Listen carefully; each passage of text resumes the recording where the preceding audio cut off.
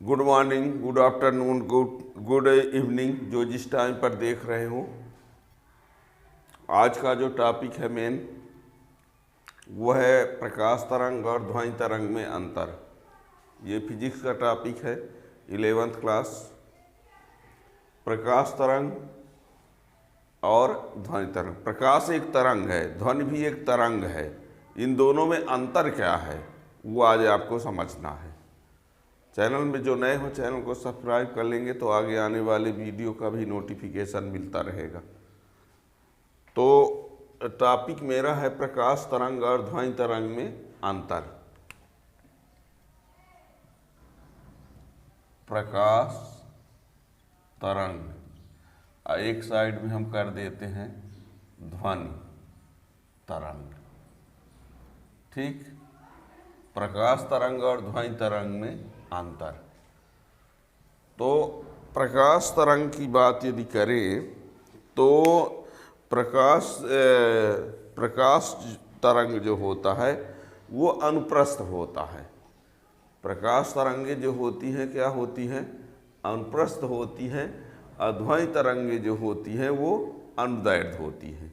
अब अनुप्रस्थ और अनुदैर्ध्य क्या होते हैं, इसको आप पीछे इसका भी वीडियो है, उसको आप देख सकते हैं।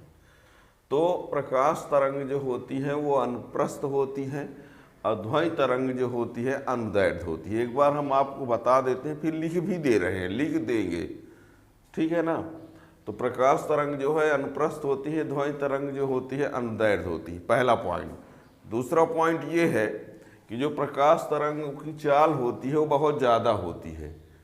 वायु में देखा जाए तो 3×10⁸ मीटर पर सेकंड। और ध्वनि तरंग की चाल जो होती है वो अपेक्षाकृत कम होती है। वायु माध्यम में 0 डिग्री सेल्सियस पर 332 मीटर पर सेकंड के आसपास, ठीक है ना।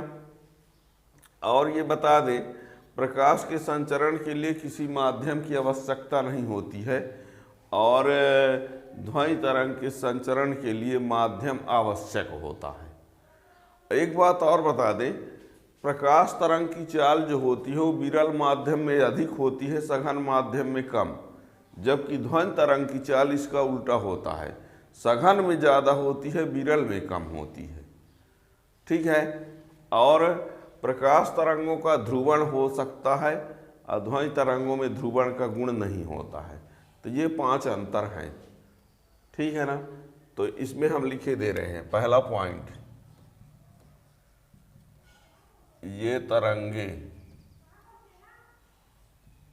अनुप्रस्थ होती हैं और ये तरंगे अनुदैर्ध्य होती है, ठीक। दूसरा, इनके संचरण के लिए भौतिक माध्यम की आवश्यकता नहीं होती है।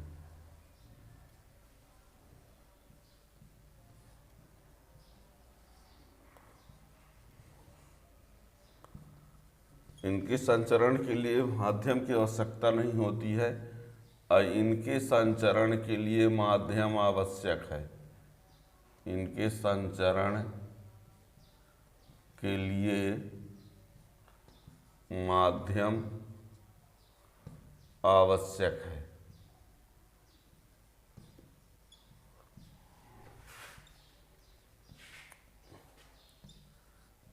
इनकी चाल बहुत अधिक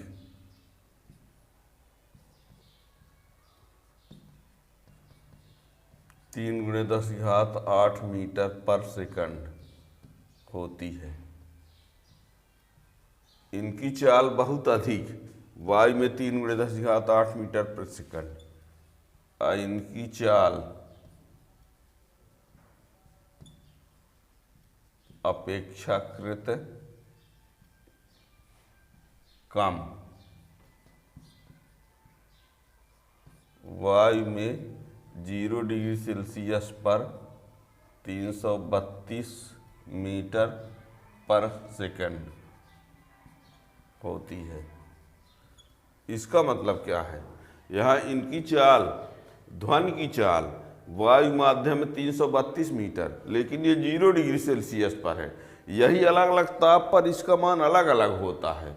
आपको बता दें, और तो हम ज़्यादा नहीं बता सकते, पर दो बातें, 0 डिग्री सेल्सियस पर 332 होता है और यही 20 डिग्री सेल्सियस पर लगभग 343 के आसपास होता है ना। और एक उसका फार्मूला होता है कि किस ताप पर कितना होगा। हम वहाँ पर डिटेल में नहीं जा रहे हैं, हम केवल इसको बता रहे हैं। तो ये बता दें, इनकी चाल बहुत अधिक होती है वायु माध्यम में इतना, और इनकी चाल अपेक्षाकृत कम होती है वायु में 0 डिग्री सेल्सियस ताप पर देखा जाए तो 332 मीटर पर सेकंड होती है। और ये बता दें, इनमें ध्रुवण का गुण होता है,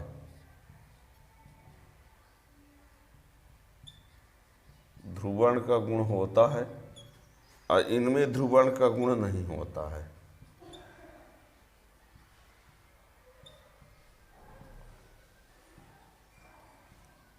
ध्रुवण का गुण नहीं होता है। और पांचवा पॉइंट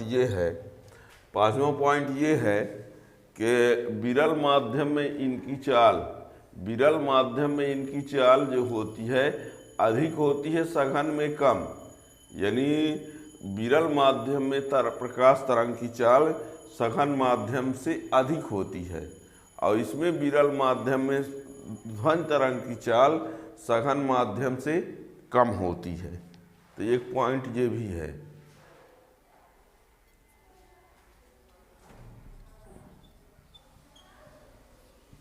विरल माध्यम में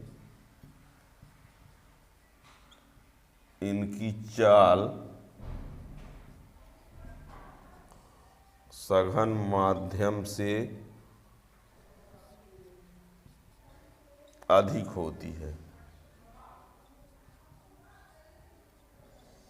विरल माध्यम में इनकी चाल सघन माध्यम से अधिक होती है। इसका मतलब ये विरल माध्यम में इसका अधिक मान होगा चाल, और सघन में कम होता है। जैसे विरल माध्यम वायु में 3 × 10⁸ है ना, कांच में यही 2 × 10⁸ मीटर पर सेकंड होता है। और इसका जस्ट उल्टा होता है। विरल माध्यम में इनकी चाल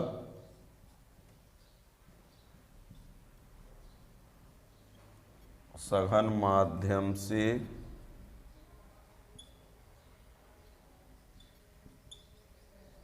कम होती है। ठीक है ना।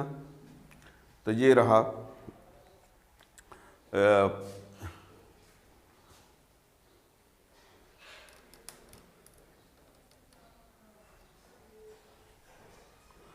ठीक है ना। यहाँ लिखा है विरल माध्यम में इनकी चाल सघन माध्यम से कम होती है। मतलब विरल माध्यम में ध्वनि तरंग की चाल जो है कम होती, सघन माध्यम में अधिक, ये उसका उल्टा है। ठीक है ना।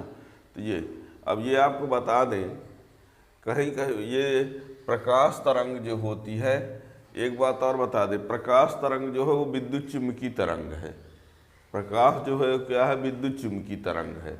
और ये ध्वनि तरंग जो है वो एक यांत्रिक तरंग है। तो कभी कभी यहाँ पर ये भी लिख दिया जाता है कि विद्युत चुम्बकीय तरंग और यांत्रिक तरंग में अंतर। विद्युत चुम्बकीय तरंग और यांत्रिक तरंग, यहाँ विद्युत चुम्बकीय तरंग, यहाँ ध्वनि तरंग लिख दिया। ठीक है ना। तो यानी हम ये बताए देते हैं कि इस प्रकाश तरंग को विद्युत चुम्बकीय तरंग भी लिखा जा सकता है। विद्युत चुम्बकीय तरंग, मान लो प्रकाश तरंग ना लिख करके, है ना। और इसको चाहे तो क्या लिख सकता है, यांत्रिक तरंग, यांत्रिक तरंग। ठीक है ना। आप चाहो तो एक ठो अंतर लिख दो कि प्रकाश तरंग को ये विद्युत चुम्बकीय तरंगे हैं, और इसको लिख दीजिए कि ये यांत्रिक तरंगे हैं। और कभी कभी इसका प्रकाश तरंग ध्वनि तरंग न लिख करके विद्युत चुम्बकीय तरंग और यांत्रिक तरंगे में अंतर पूछ देता है। तो ये इस बात को आप समझते रहिएगा, ऐसा ना हो कि ये आ जाए तो ना बने फिर, है ना। प्रकाश तरंग ध्वनि तरंग में अंतर आया हो, चाहे विद्युत चुम्बकीय तरंग और यांत्रिक तरंग में अंतर आया हो, वो एक ही है, ठीक है ना। आपको यही सब कुछ लिख देना है, ठीक है ना।